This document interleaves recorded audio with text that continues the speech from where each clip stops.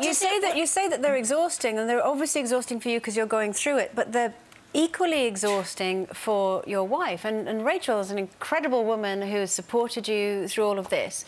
Do you think you would have been just as supportive of her if she'd been the sportswoman or she'd been the one going through the issues? You know what? I'd love to sit here and say, yeah, of course I would. I genuinely, I don't know. Because some of the times, you know, I've come home and we've got beat and I'm an absolute nightmare. Or phoning up from the West Indies because I'm being done in the news of the world next day because I've been on a pedalo out at sea.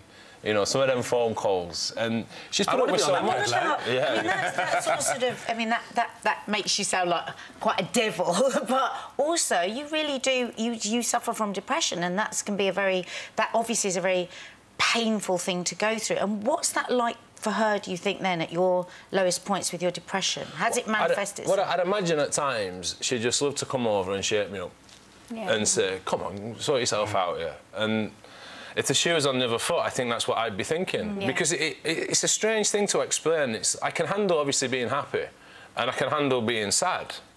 But when the depression comes on, if you can imagine, like, the shutters of the shop coming down, and there's, like, a numbness, and the world goes on around you, but you're just not part of it.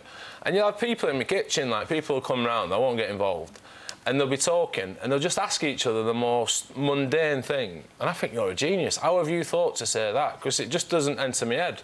And I'll be sat watching telly, and I'd watch Storage Wars, and I think, like I say now, it's the 3rd series, and I've watched this 3 times.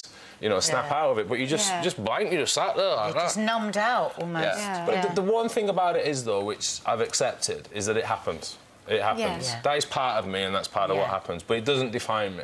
Yeah. You know, 20... Wow.